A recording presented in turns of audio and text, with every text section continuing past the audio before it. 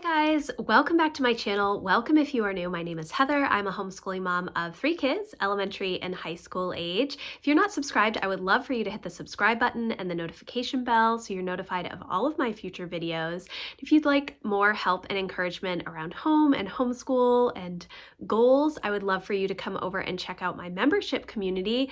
That link will be in the description box. Today is going to be part of my homeschool planning series, part 3 of my homeschool planning series. This week, I actually shared all of the curriculum choices that I have for my 3 kids for next year for elementary and high school, and I'm really excited about the resources that we're going to be using. Today is kind of a wrap up on our 2023-2024 homeschool year, and I do have a free printable of the questions that I answer. I made this years ago. I print it out every year and use this as I'm evaluating the year and trying to think ahead to what I want to change in the new year or what I want to keep in the new year. I know that some of you may be asking why I'm doing these wrap-up questions after I've chosen and purchased homeschool curriculum. Part of that is because each month I have a monthly reset day. I have a whole slew of videos if you're interested in seeing how those days play out. But each month I do sit down and evaluate how our homeschool is going. And I like to make little adjustments throughout the year so that when I get to the end of the year, or if I get mid-year, I'm not having to make huge drastic shifts because I've made little adjustments each month as needed throughout the year. And so I don't necessarily need to answer all of these questions before I purchase new homeschool curriculum because I kind of already know what has been working, what I might want to change, and what things the kids may want to try out for the new year, in which case I have to find new resources. So that's all in the research portion of my planning. This is more related to how I'm going to structure my new year. What are the things that we really want to make sure that we are including in our weeks and days? And so that's kind of how I use these questions. You can use them however you want. It might be too late for you to use them before you've purchased curriculum, but I always find it really fascinating to go through and answer these questions. Oftentimes we forget all of the stuff that we've done throughout the homeschool year, and so this kind of gives me a chance to go back through, see what we have done well and maybe some challenging points and what adjustments I want to make. So now I'm just going to go through the questions. Again, if you would like to use these, I do have a free printable of it. I will leave that linked in the description box so that you can print out your own, or you can just follow along and write the questions down in a notebook with this video if you would like. So let's get started. So the first question is, what went well in your homeschool year? And for us, we had a lot of things go quite well this year. And I think part of it was because I actually adhered to my yes and no list this year, which is something that I have struggled with over the past several years. I think part of it was, insecurity when Emma started high school and just not really understanding exactly what I wanted to do there. I think part of it was after COVID and everything started to open up again after so many months and years essentially of not being involved in a lot of activities. We added in a ton of stuff as soon as we were able to, which I know doesn't work for our family. We've been homeschooling for a long time at this point. We are going into our 14th year, 15th year of homeschooling. I don't know. It's been a long time.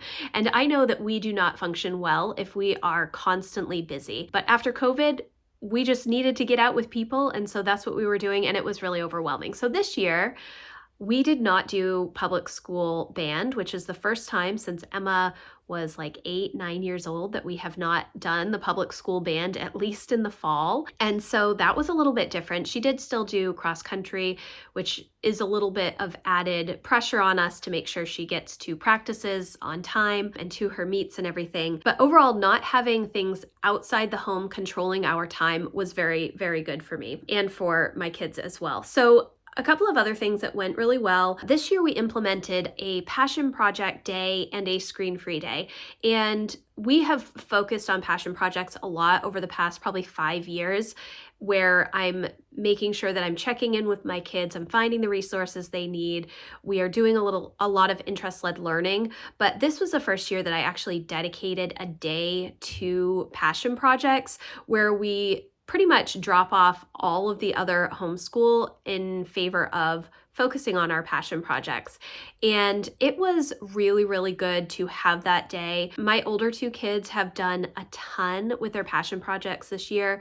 Emma wrote a novel. Jack has been working on an animated television series. I think he's completed 3 episodes so far, and it is really exciting to see them take the initiative and really deep dive on these passions. So I'm really happy that I gave time to my kids for that purpose and backed off some of the academic stuff that we still need to do, but maybe just not as heavy, and focusing more on interests. And then the screen-free day on Friday. I know a lot of homeschoolers have 0 screens in their home, which I think is amazing. And when my older two were little, that was pretty common for us. But as they've gotten into the upper level grades and in high school, they have a lot more computer-based classes, especially foreign language, upper level math. And so they are on computers quite a lot for homeschool particularly, and as well as their passion projects. Emma loves digital art and animation.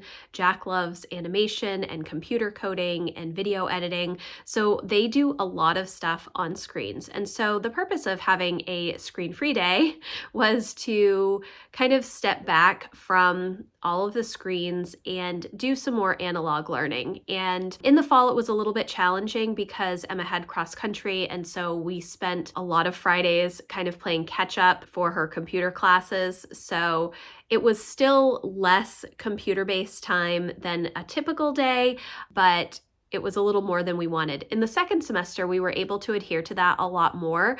And it honestly became a day where we would kind of all just sit around and play games or do puzzles and read.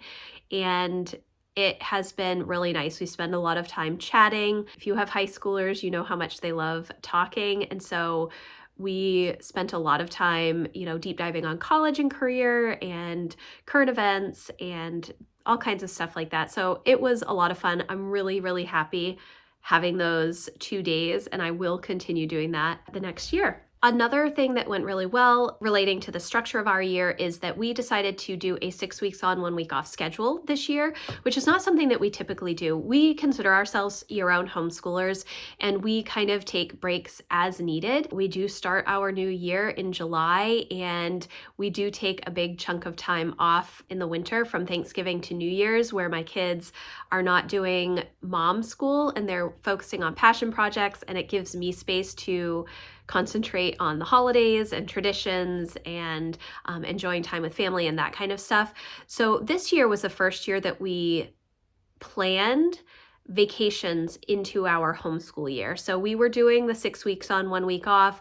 It didn't line up every single term, I guess, or session, but it was quite good. And I do want to continue doing that for the next year. It's going to be a little bit different just based on when some birthdays are for our family and some other things that we have going on. But I really, really liked having that 6 weeks on, 1 week off schedule. And the way that I worked it was that the 6 weeks were essentially mom school with the addition of the passion project day and the screen-free day. That 7th week is not really a week off from school, but it gives my kids a chance to deep dive on their passion project for the term. So they've been working on a particular project every Wednesday for the 6 weeks. And then on that 7th week, they get to kind of finalize that project and deep dive on it for the full week, or they can start planning ahead to the new project that they want to work on. So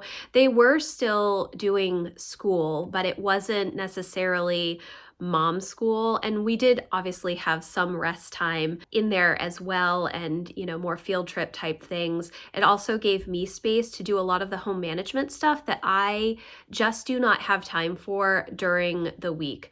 Now, when my kids were really little, I thought that it was a struggle to keep up with the home and everything.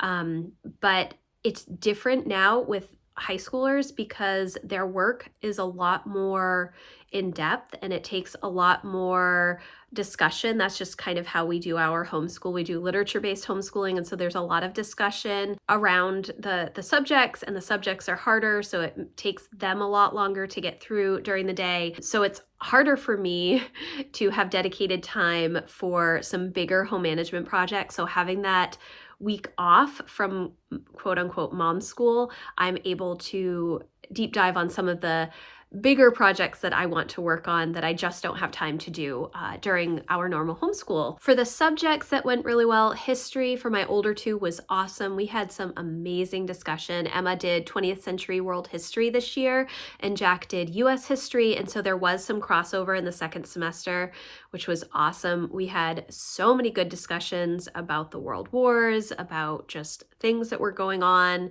in the country during the 20th century. It was one of my favorite years. We used level 300 from Sunlight and level 100 from Sunlight for Jack and Emma.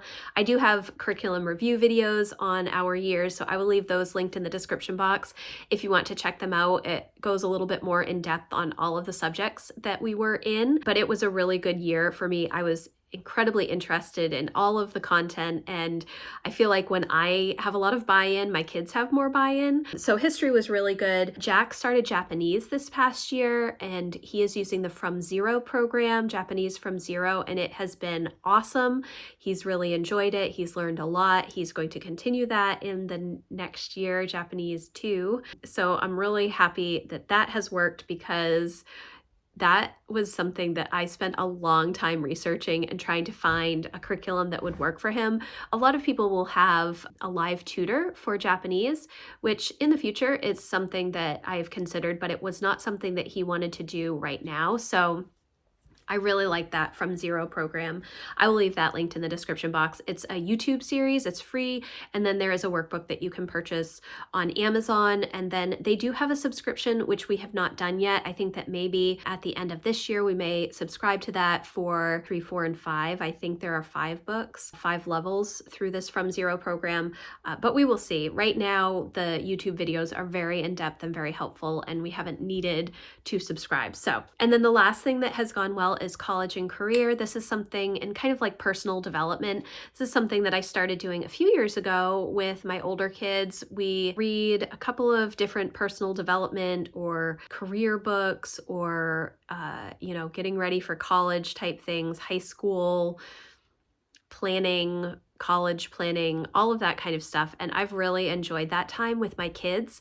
I want to make sure that they are understanding what comes next after high school. And I think that at least for me, the next step for me when I graduated high school was to go to college. I feel like there's so many more options now, and I don't feel like I necessarily was coached well when I went into college. I went into college for one thing. I ended up graduating in a completely different field, and now I don't even really use my degree to that extent, because it was, I majored in economics and I minored in US history. So maybe the US history has been helpful, and economics just in the general scheme of life is very helpful, but it's, the things that I'm doing now for my career, content creation and things like that, weren't really available when I was in college. I started my blog.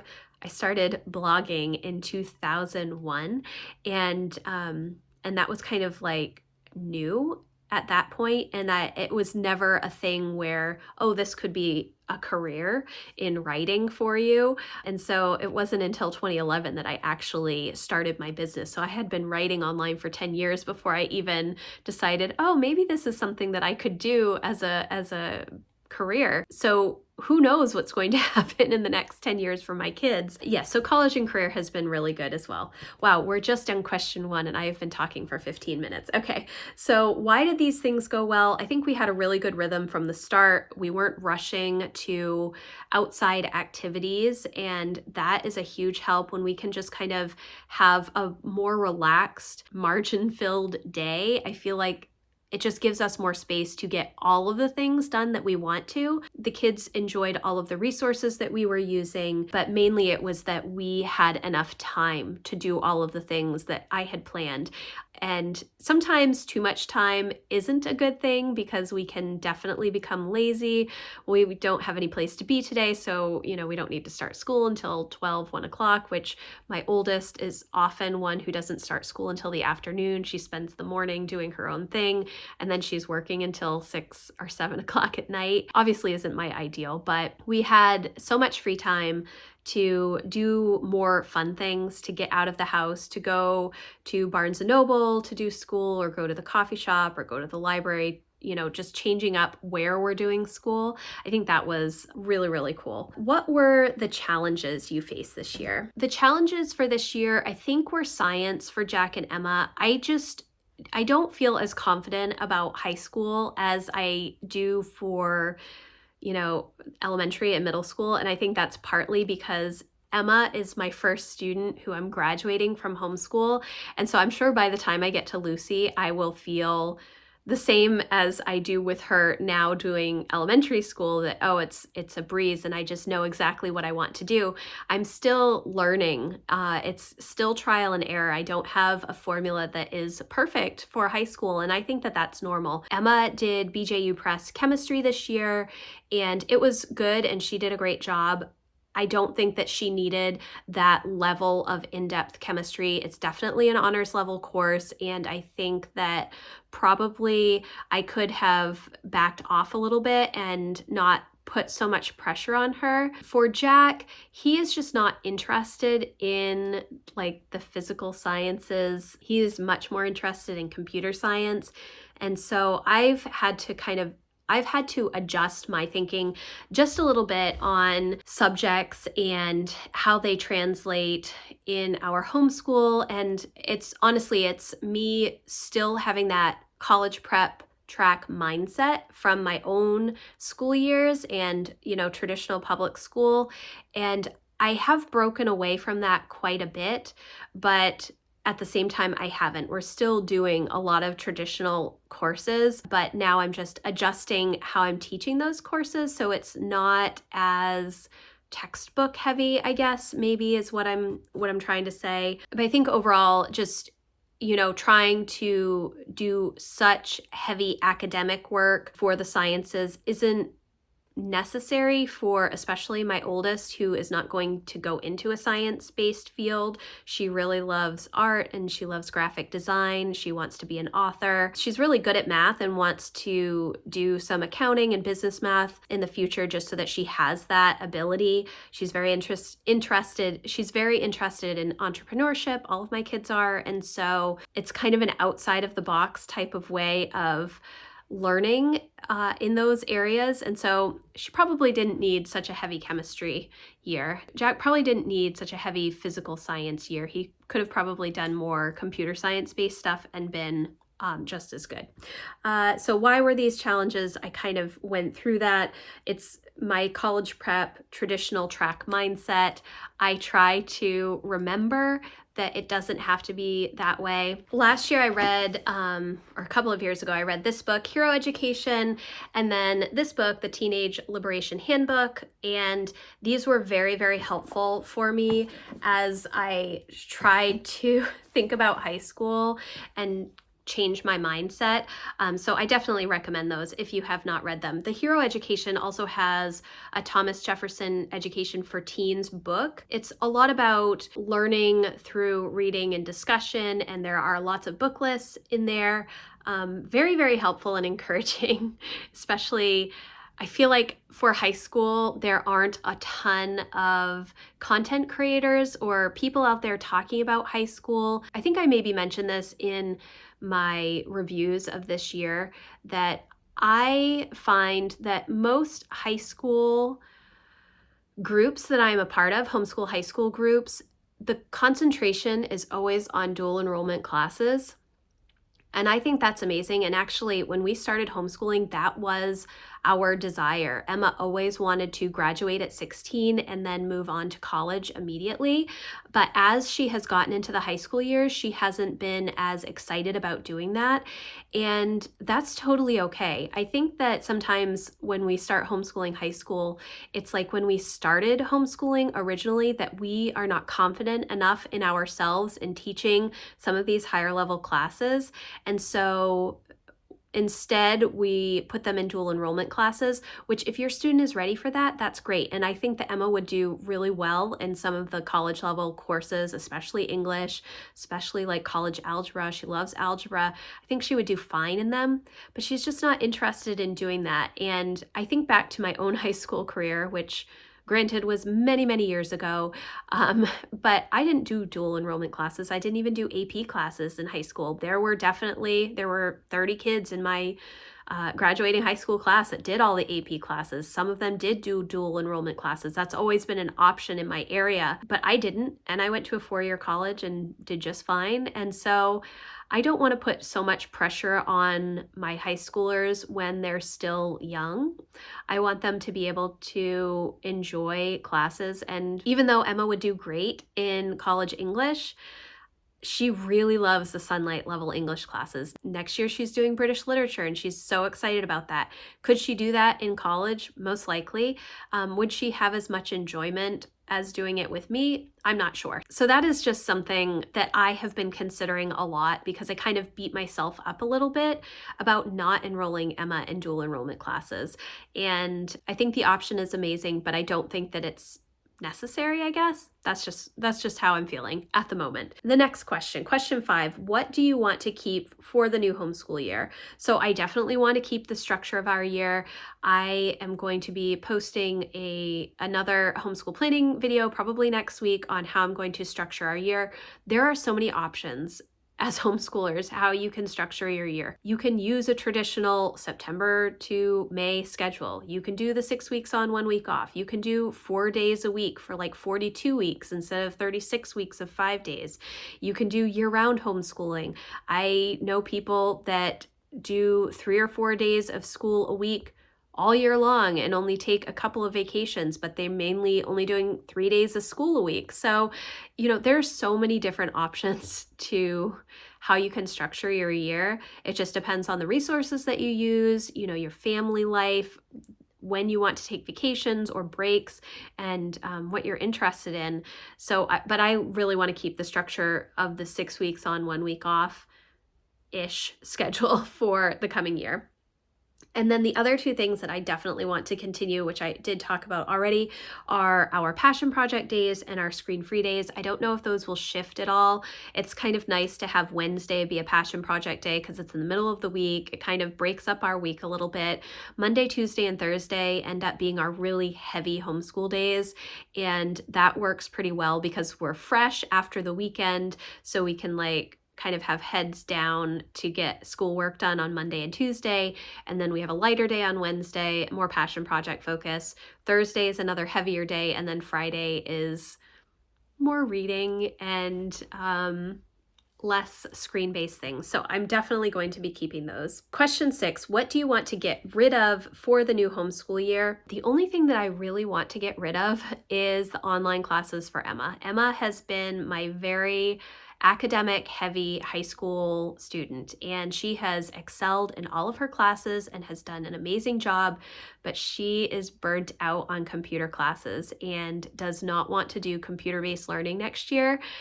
And that's also one of the reasons that we're not going the dual enrollment route, is because a lot of the dual enrollment classes are online classes, and she just doesn't want to be on the computer. She wants to do just paper and pen and books. Obviously, she types and does, research online and stuff like that, but she doesn't want her classes to be online. And so this year she does not have any online classes. There will be online components to some of her classes, but it won't be, like videos and stuff that she'll watch with history or whatever. But It won't be taught and done completely online. We have used a hybrid approach for most of her computer-based courses. Instead of doing quizzes and tests online, I print them out. Instead of answering all of the problems for math online, I will sometimes just print out the sheets and she can do everything on paper and then just enter her answers so that there's a little bit of a breakup. But that's really the only thing that I want to just be completely done with. And whereas Jack is excited about more computer-based work. So we'll see how it all goes. Question 7, was there one subject that you struggled to teach? Why? I actually felt really good about all of the subjects this year.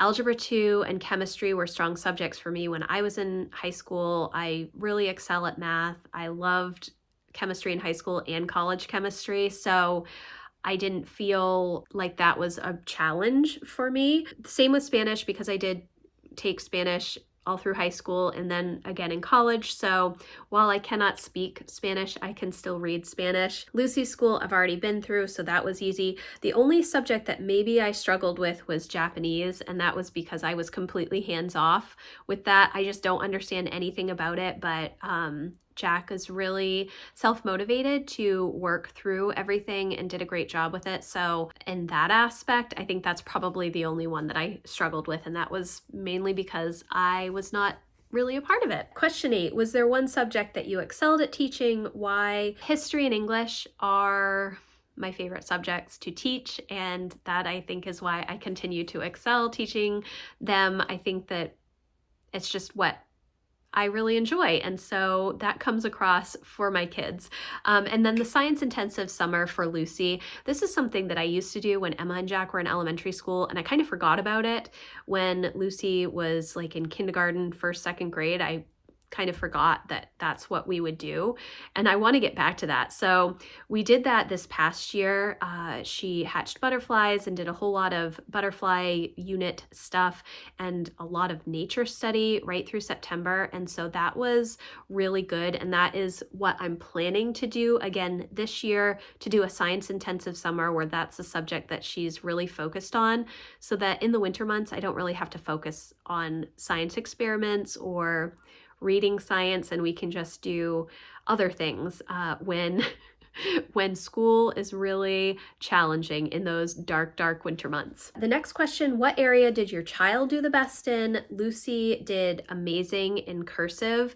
She does struggle a little bit with printing, but cursive this year, she has beautiful handwriting, and it was really exciting to see her do that. She has definitely excelled at writing this year in general. She spends a lot of time writing in her journal and will write all kinds of things all of the time, and I think that's amazing. I'm really excited about that and hoping to encourage that love of writing as we continue through upper elementary. Jack did great in history, English, and Japanese, and he did really well with his time management on his passion projects.